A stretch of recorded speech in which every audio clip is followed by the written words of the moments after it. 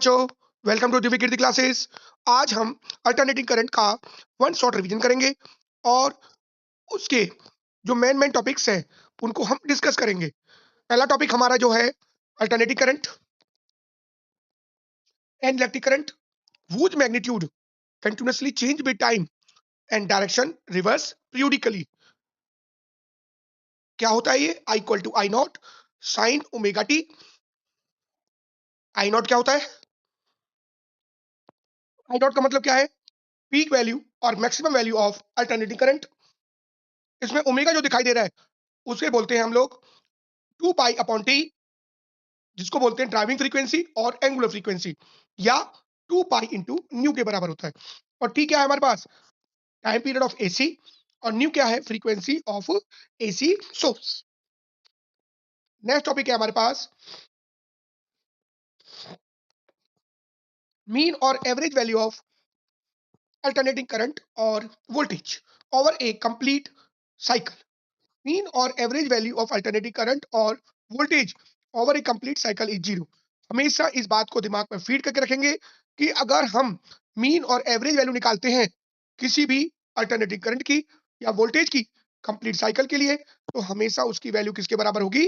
हमेशा जीरो के बराबर होंगी। ये बात ध्यान रखना। नेक्स्ट, मीन और average value of alternating current over any half cycle. इसके लिए आप लोग कुछ बातों को ध्यान रखेंगे।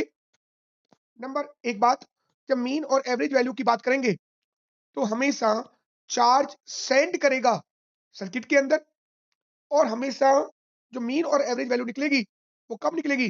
वो हमेशा हाफ साइकिल के लिए निकलेगी। क्या बोल रहा हूं मैं आपसे? It is that value of steady current which would send the same amount of charge through a circuit in time t of half cycle t by 2 is sent by AC through the same circuit in the same time। तो आपके पास जो average value होगी वो कितनी होगी? 2 upon pi into आई naught. और 2 upon पाई की जो वैल्यू होती है वो 0.637 ऑफ आई नॉट के बराबर होगी। और अगर हम ये वोल्टेज के लिए निकालते हैं तो वोल्टेज के लिए वैल्यू कितनी हो जाएगी हमारे पास? 2 upon pi into V naught के बराबर होगी। किसके बराबर होगी? V naught. ध्यान रखना इस बात को। और ये हो जाएगा आपका 0.637 ऑफ आई नॉट के बराबर होगा। किसके बराबर होगा? ध्यान रखना, 0.637 ऑफ वी नॉट के बराबर होगा। तो इसका मतलब आपको मीन और एवरेज वैल्यू आपको समझ में आ गई होगी। मीन और average value of alternating current और alternating voltage over half cycle, तो उसकी वैल्यू कितनी होगी? 2 upon pi of I naught. और अगर वोल्टेज की बात करेंगे तो 2 upon pi into V naught के बराबर होगी। और अगर कंप्लीट साइकिल की बात करेंगे तो या हम करंट की बात करें, वोल्टेज की बात करें, दोनों में वैल्यू कितनी होगी? जीरो के बराबर होगी। नेक्स्ट टॉपिक हमारा है root mean square value of alternating current, जिसे हम आरएमएस वैल्यू बोलते हैं, वर्चुअल वैल्यू ऑफ करंट बोलते हैं, और इफेक्टिव वैल्यू ऑफ करंट बोलते हैं। It is defined as that the value of steady current which would generate the same amount of heat in a given resistance in a given time as is done by the alternating current when passing through the same resistance for the same time। The RMS value of AC is also known as, मैंने ये बताया आपको, effective value और virtual value of AC कहते हैं। और इसको हम आई आरएमएस, आई इफेक्टिव और आई वर्चुअल के नाम से जानते हैं। और ये कितनी होती है आपकी? अगर बात करते हैं आई आरएमएस तो आई नॉट बाई रूट टू, और 1 अपॉन रूट टू की वैल्यू होती है 0.707 ऑफ आई नॉट। यहां पर एक बात को हमेशा याद रखें, जब आरएमएस वैल्यू की बात की जाएगी तो उसमें एक बात को हमेशा याद रखेंगे कि अमाउंट ऑफ हीट प्रोड्यूस होगी और कंप्लीट साइकिल के लिए बात होगी। हमने क्या बोला? मीन और एवरेज के लिए अमाउंट ऑफ चार्ज सेंड होगा और हाफ साइकिल की बात होगी। अगर बात कर रहा हूं रूट मीन स्क्वायर के लिए तो कंप्लीट साइकिल की बात होगी और कंप्लीट साइकिल की बात होगी। इस बात को हमेशा याद रखेंगे आप लोग। और अगर हम वोल्टेज की बात करें तो वोल्टेज भी क्या होगी? V R M S equal to V naught upon root 2 means 0.707 of V naught के बराबर होगा। ये जो नेक्स्ट टॉपिक आपको दिखाई दे रहा है, AC circuit containing pure resistance circuit. अगला आएगा प्योर इंडक्टिव सर्किट या प्योर इंडक्टर, और तीसरा होगा प्योर कैपेसिटर। ध्यान रखना, बहुत इंपॉर्टेंट टॉपिक है, जिनमें इंडक्टर और कैपेसिटर आपके 3 मार्क्स में आपके बोर्ड एग्जाम में आ जाता है। सबसे पहले क्या होगा, इसमें हमें वोल्टेज लेके चलनी है और वोल्टेज से हमें करंट की इक्वेशन निकालनी है। इक्वेशन करंट की निकालने के बाद उसको वोल्टेज के साथ में कंपेयर करना है। कंपेयर करने के बाद उसका फेजर डायग्राम बनाना है। ध्यान रखना, एग्जाम पॉइंट ऑफ व्यू से ये टॉपिक्स काफी इंपॉर्टेंट है। जैसे मैं आपको बात कर रहा हूँ, AC circuit containing pure resistance only, let V equal to V naught sine omega T. हमने क्या किया, एक रेजिस्टेंस लिया, उसको हमने एक एसी सोर्स से कनेक्ट कर दिया, जिसकी वैल्यू कितनी है आपकी V कितना है, V naught sine omega T, और V नॉट का मतलब है पीक और maximum value of alternating voltage, और I कितना है, current flow across the resistor only. तो करंट कितना आएगा, I equal to V upon R, V की value V naught upon R sine omega T, और V नॉट अपॉन R को क्या बोलते हैं हम लोग, I naught sine omega T. हम लेके क्या चले, voltage V equal to V naught sine omega T. Current कितना निकल के आ गया हमारा, I equal to I naught sine omega T. अब हम क्या करेंगे, इन दोनों इक्वेशनों को कंपेयर करेंगे।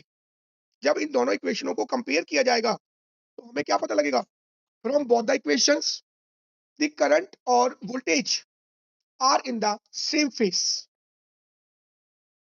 That is no phase difference between current and voltage. अगर हमसे जब बोला जाए कि इसका फेसर डायग्राम बना के दिखाओ, तो आपको ये जो दिखाई दे रहा है, ये इसका फेसर डायग्राम है, जिसमें आपका जो एक्स एक्सिस है वहां पे आपका टाइम होगा, और आपका जो वाई एक्सिस है वहां पर वी और आई होगा। सबसे पहले हम जब बात करेंगे, सबसे पहले हमें क्या दे रखी है, वोल्टेज। ये वोल्टेज का आपका बन गया हमारे पास इक्वेशन, वो बन गया हमारे पास, ग्राफ बन गया। उसके बाद हम किसका ग्राफ बनाएंगे, करंट का। तो नोट कर रहे हो, जहां से वोल्टेज स्टार्ट हुई है वहीं से आपका करंट स्टार्ट हुआ है, जहां वोल्टेज का एंड है वहीं करंट का एंड है। इसका मतलब करंट और वोल्टेज के बीच में कोई भी फेज डिफरेंस नहीं है। एक चीज और ध्यान रखेंगे, अगर कभी कोई तुमसे पूछे कि आपके पास इस टॉपिक के अंदर कभी भी ये पूछा जाए कि हमें एक बात बताइए कि फ्रीक्वेंसी ऑफ एसी सोर्स और रेजिस्टेंस के बीच में ग्राफ बना के दिखाओ, तो हमेशा ध्यान रखना, ग्राफ हमेशा स्ट्रेट लाइन होगा। यानी फ्रीक्वेंसी ऑफ एसी सोर्स के बढ़ाने से या घटाने से रेजिस्टेंस पे कभी भी कोई भी इफेक्ट नहीं होगा। Number 2, AC circuit containing inductor only. हमने क्या किया, एक इंडक्टर लिया, एसी सोर्स से कनेक्ट कर दिया, जिसकी वोल्टेज कितनी है V, और करंट कितना फ्लो कर रहा है I। तो सबसे पहले आपके पास क्या आ गया, हमारे पास let V equal to V naught sine omega T. यहां से जब हम इसको सॉल्व करेंगे तो हमारे पास जो करंट की इक्वेशन आएगी वो I equal to I naught sine omega T minus pi by 2 के बराबर होगी। किसके बराबर होगी, पाई बाई 2 के बराबर। यानी I equal to I naught sine omega T minus pi by 2, where जिसमें I नॉट कितना होगा, V naught upon L omega. अगर मैं इसको कंपेयर कर दूं किसी भी जनरल इक्वेशन के साथ में, यानी I naught equal to V naught upon R, तो आपके पास ध्यान रखना, जो रेजिस्टेंस है वो आपका L ओमेगा के बराबर होगा। और जो इक्वेशन दो आई है मेरे पास, equation number 1 and this is equation number 2, अगर दोनों इक्वेशनों को आपस में मैं क्या करता हूं, कंपेयर करता हूं, तो आप बता सकते हैं कि अल्टरनेटिंग करंट, यानी current lags behind the voltage by an angle pi by 2, that is the phase difference between current and voltage is pi by 2। यानी करंट आप कहां से आ रहा है, नीचे से आ रहा है, और वोल्टेज आपकी उससे आगे से आ रही है। हमेशा इसको ध्यान रखेंगे। अगर आपसे बोला जाए कि इसका फेसर डायग्राम बनाओ, तो फेसर डायग्राम के लिए आप लोग क्या करेंगे, आप सबसे पहले आप वोल्टेज को दिखाएंगे, वोल्टेज आपने दिखा दी। उसके बाद क्या कह रहा है, करंट लैग बिहाइंड है। कितना लैग बिहाइंड है, पाई बाई 2। तो ग्राफ कहां से स्टार्ट होगा, करंट का नीचे से। ये आपका फेसर डायग्राम हो गया। इसमें आपसे एक बात पूछी जाती है, इंडक्टिव रिएक्टेंस।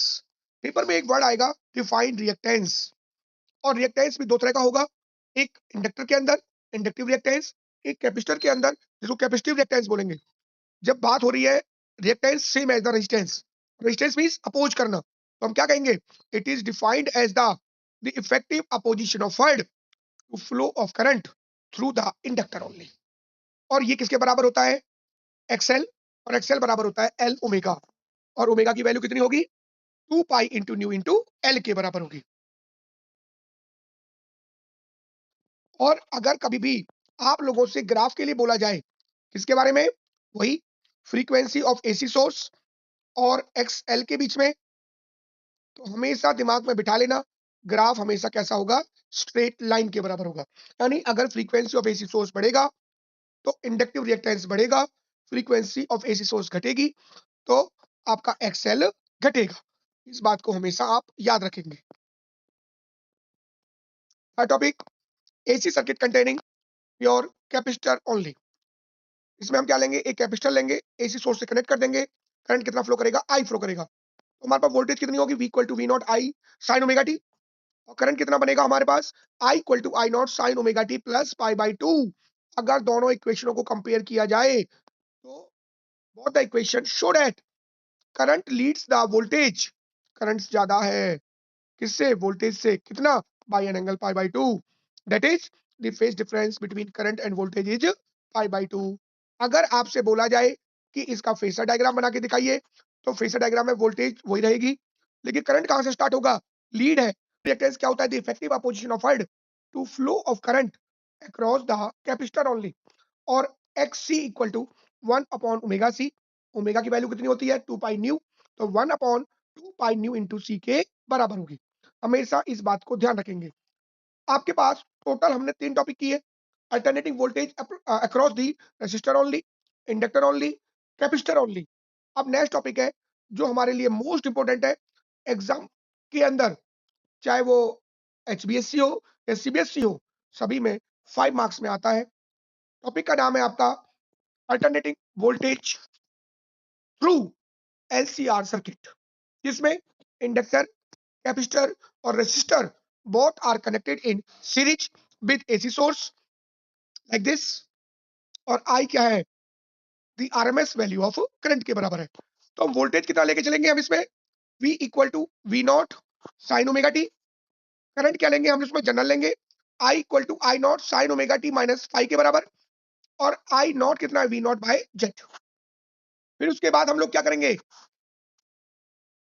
यहां से आई नॉट कितना बनेगा, वी नॉट अपॉन जेड, और जेड क्या बोलते हैं हम, इंपीडेंस इन एलसीआर सर्किट के बराबर होगा, और इसकी वैल्यू कितनी होगी, Z equal to R square plus bracket में एक्सएल माइनस एक्सी का होल स्क्वायर का अंडर रूट, जिसको हम लिख सकते हैं आर स्क्वायर प्लस एक्सएल की वैल्यू होती है एल ओमेगा माइनस एक्सी की वैल्यू होती है 1 अपॉन ओमेगा सी का होल स्क्वायर का अंडर रूट के बराबर होती है।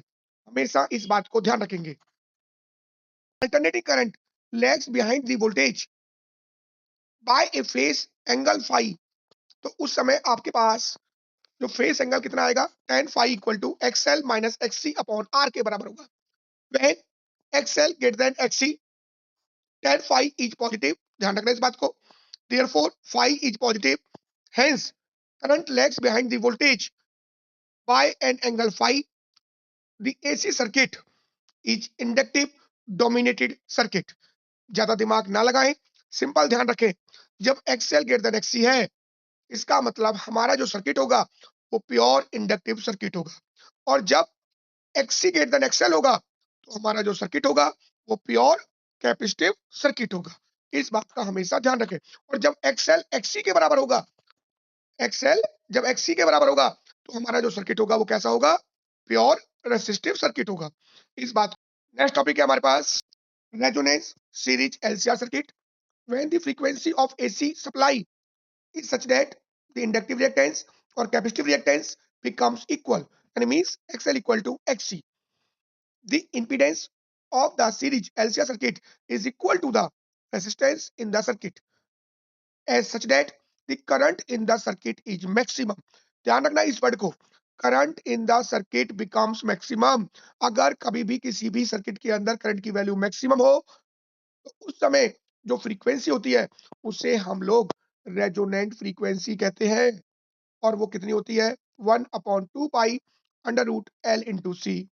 और इस फिनोमिनन को क्या कहते हैं हम लोग? इलेक्ट्रिकल रेजोनेंस कहते हैं। क्या कहते हैं? अभी आपसे ग्राफ के लिए बोला जाए कि करंट के बीच में और फ्रीक्वेंसी ऑफ एसी सोर्स या एंगुलर फ्रीक्वेंसी के बीच में ग्राफ बना के दिखाए तो ग्राफ हमेशा इस तरह से दिखाई देगा। ये वो स्टेज है जो आपको दिखाई दे रही है जिसे हम लोग क्या कहते हैं? रेजोनेंट फ्रीक्वेंसी कहते हैं। ये वो स्टेज है जहां पे करंट की वैल्यू कितनी है? मैक्सिमम के बराबर होगी। इस बात को हमेशा ध्यान रखेंगे। Next topic, quality factor. It is defined as the 2 pi times the ratio of energy stored in the circuit to the energy dissipated per cycle। कितनी एनर्जी स्टोर हो रही है और कितनी एनर्जी आपकी डेसिपेट हो रही है उसे आप लोग क्या कहते हो? क्वालिटी फैक्टर बोलते हैं। यानी कहने का मतलब है जो क्वालिटी फैक्टर होता है उसकी जो वैल्यू होगी वो होगी Q equal to omega R L upon R. Omega R का मतलब क्या होता है? Resonant angular frequency. एल का मतलब है इंडक्टर और आर का मतलब है resistor.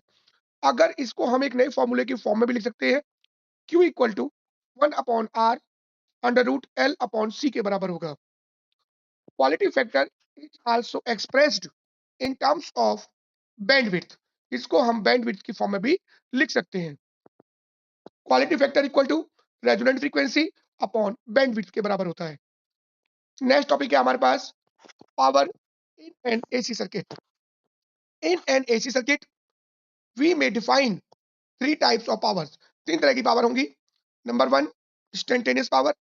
The power in an AC circuit at any instant of time is known as instantaneous power, equal to the product of values of alternating voltage and alternating current at that time. Next आपके पास है average power. The average power over one full complete cycle of AC is known as average power. It is also known as true power or average power. Formula क्या होगा? P average equal to VRMS IRMS cos of phi। VRMS का मतलब होता है V naught by root two, IRMS का मतलब है I naught by root two और cos phi। और VRMS IRMS को बोलते हैं हम लोग वर्चुअल पावर, P एवरेज को बोलते हैं ट्रू पावर और cos phi को बोलते हैं हम लोग पावर फैक्टर के बराबर बोलते हैं हम लोग। तीसरी और थर्ड पावर जो है हमारे पास एप्रिएंट पावर, जिसको बोलते हैं virtual power. The product of virtual voltage and virtual current in the circuit is known as virtual power और apparent power। मैंने अभी आपको बताया था वर्चुअल पावर किसके बराबर होगी? Vrms Irms किसके बराबर है? V not I naught by 2 के बराबर होगी। नेक्स्ट टॉपिक है हमारे पास जिसे हम लोग कहते हैं पावर फैक्टर। पावर फैक्टर को मैंने बताया था अभी cos phi के बराबर होगा। क्या कहोगे? It is defined as the ratio of true power to the virtual power. या दूसरे फॉर्मूले की बात करें तो आप लोग कह सकते हैं it is defined as the ratio of resistance to the impedance. एक बात हमेशा दिमाग में फीड करके रखें कि इसकी वैल्यू हमेशा पॉजिटिव रहेगी और 0 और 1 के बीच में रहेगी। किसके बीच में रहेगी? 0 और 1। अगर बात करेंगे हम प्योर रेसिस्टिव के लिए तो इसकी वैल्यू होगी आपकी हमेशा 1 के बराबर होगी। और बात करेंगे अगर प्योर इंडक्टिव तो इसकी वैल्यू हमेशा 0 के बराबर होगी। इसके बाद अगर हम बात करते हैं एलआर सर्किट के लिए तो वैल्यू क्या होगी? Z equal to R square plus XL का होल स्क्र का अंडर रूट और कॉस फाई की वैल्यू होगी आर अपॉन जेड। बात करेंगे अगर आरसी सर्किट के लिए, आरसी का मतलब होता है कैपेसिटिव रेसिस्टिव सर्किट, तो जेड की वैल्यू होगी R square plus X C का होल स्क्र का अंडर रूट। यानी cos phi equal to R और जेड की वैल्यू कितनी है? R square plus X C का होल स्क्र का अंडर रूट इसके नीचे रख देंगे। अगर बात करेंगे एलसीआर के लिए फॉर्मूला तो हम जानते ही है cos phi किसके बराबर है? R upon Z. और जेड किसके बराबर है? R square plus XL minus XC का होल स्क्र का अंडर रूट। तो आसानी से इसको फाइंड कर सकते हैं। अगर हम आपसे बात करें कि रेजोनेंस की बात करें तो XL इक्वल टू किसके बराबर होगा? XC के। तो Z किसके बराबर हो जाएगा? R के। तो इस केस में हमेशा फाई की वैल्यू कितनी होगी? 0 और कॉस फाई की वैल्यू कितनी होगी? 1। ये हमेशा याद रखेंगे आप। Next topic, wattless current. The average power associates over a complete cycle with a pure inductor or pure capacitor is 0 even through a current is flowing through them. This current is known as wattless current और इसको कहते हैं हम ideal current कहते हैं। इस बात को ध्यान रखेंगे। Next topic, transformer. It is a device which convert low alternating voltage at high current into high alternating voltage at low current. It means transformer is a device which increase or decrease alternating voltage. It work on the principle of mutual induction. ध्यान रखना ये इसका principal है। कहीं कोई पूछे आप लोगों से कि ट्रांसफार्मर का प्रिंसिपल क्या है, तो आपका जवाब होना चाहिए कि म्यूचुअल इंडक्शन। ट्रांसफार्मर हमेशा दो तरह के होंगे, step up transformer. Step up transformer में क्या होता है? जो लो अल्टरनेटिव वोल्टेज को हाई अल्टरनेटिव वोल्टेज में कन्वर्ट करता है उसे स्टेप अप ट्रांसफार्मर बोलते हैं, और जो हाई अल्टरनेटिव वोल्टेज को लो अल्टरनेटिव वोल्टेज में कन्वर्ट करता है उसे हम स्टेप डाउन ट्रांसफार्मर बोलते हैं। अगर आपके पेपर में पूछा जाए कि इसकी कंस्ट्रक्शन बताइए, तो इसमें क्या होता है? It consist of two coils wound over the laminated iron core. The first coil, known as primary coil, connected with AC source, and second coil connected with load resistance through which output is opted. अगर बात करेंगे हम working की, तो working में हम क्या करते हैं कि जब आपके पास प्राइमरी कॉइल के अंदर करंट फ्लो करेगा तो मैग्नेटिक फील्ड पैदा होगी। मैग्नेटिक फील्ड पैदा होगी, मैग्नेटिक फ्लक्स चेंज होगा, इंड्यूस ईएमएफ बनेगा। और इंड्यूस ईएमएफ कितना आएगा प्राइमरी के लिए? तो EP equal to minus NP d phi upon d. अगर बात करें सेकेंडरी के लिए तो कितनी आएगा आपके पास? E S equal to minus NS D phi upon D T के बराबर होगा। अगर मैं दोनों इक्वेशनों को एक दूसरे को डिवाइड कर देता हूं, तो डिवाइड करने के बाद मेरे पास जो नई इक्वेशन बनेगी वो आपकी कौन सी हो जाएगी? वी एस बटे VP equal to N S बटे एनपी। अगर हम बात करते हैं एक आइडियल ट्रांसफार्मर की, और आइडियल में क्या होता है? Input power equal to output power. इसका मतलब V S I S equal to VP IP के बराबर होगा, यानी वी एस बटे वीपी इक्वल टू आईपी बटे आई एस, और बराबर किसके हो गया? पहले से जानते हैं हम, एन एस बटे एनपी के बराबर होगा। अगर स्टेप अप ट्रांसफार्मर की बात कर रहे हैं, हमेशा number of turns in secondary coil is greater than number of turns in primary coil के ज्यादा होगा हमेशा, और आपके पास वोल्टेज बढ़ेगी। बात करेंगे स्टेप डाउन के लिए, तो स्टेप डाउन में क्या होता है कि प्राइमरी में नंबर ऑफ टर्न्स क्या होती है हमारे पास? ज्यादा होती है, और सेकेंडरी में नंबर ऑफ टर्न्स क्या होती है? कम होती है, और आपकी जो अल्टरनेटिव वोल्टेज है वो हमेशा डिक्रीज होगी। इस बात को ध्यान रखेंगे। और कभी अगर आपसे पूछा जाए अगर आइडियल ट्रांसफार्मर है, तो इसका मतलब क्या होगा कि no power loss takes place, input power equal to output power. लेकिन ऐसा ट्रांसफार्मर के केस में नहीं होता, कुछ ना कुछ पावर हमेशा एनर्जी की फॉर्म में लॉस होती है, जिसे हम लॉस ऑफ ट्रांसफार्मर बोलते हैं। ये लॉस हमारे copper loss, iron loss, flux loss, hysteresis loss, इनके नामों से हम इसको जानते हैं। आज हम इस चैप्टर का एक ब्रेन मैप भी बना के दिखाएंगे, यानी कि एक छोटे से मैप की सहायता से पूरे के पूरे चैप्टर को किस तरह से रीड आउट कर सकते हैं उसके बारे में बताएंगे। चैप्टर का नाम क्या है हमारे पास? Alternating current. वो आप जानते हो, an electric current whose magnitude continuously change with times and direction reverse periodically। जिसमें हमारे पास टॉपिक कौन कौन से हैं? आपके पास मैंने 3 बताए। Alternative voltage applied across the resistor only, second मैंने बोला इंडक्टर ओनली, और थर्ड बोला मैंने कैपेसिटर ओनली। मैंने बोला रजिस्टर, इंडक्टर और कैपेसिटर तीनों के अंदर वोल्टेज को लेके चलेंगे, करंट की इक्वेशंस निकालेंगे। रजिस्टर के अंदर जो इक्वेशन बनेगी I equal to I naught sine omega t, यानी करंट और voltage are the same phase. बात करेंगे इंडक्टर के लिए, I equal to I naught sine omega T minus pi by two, means current lags behind the voltage by an angle pi by two. बात करेंगे capacitor के लिए, I equal to I naught sin omega t plus pi by 2. Current leads the voltage by an angle pi by 2. फिर हम इन तीनों का phasor diagram बनाएंगे और फेसर डायग्राम कंप्लीट करने के बाद ये हमारा टॉपिक कंप्लीट हो जाएगा। उसके बाद हम आगे जब चलेंगे इस टॉपिक के अंदर तो आपके पास क्या आएगा, मेरे पास तीनों को कंबाइन करेंगे एलसीआर बन जाएगा।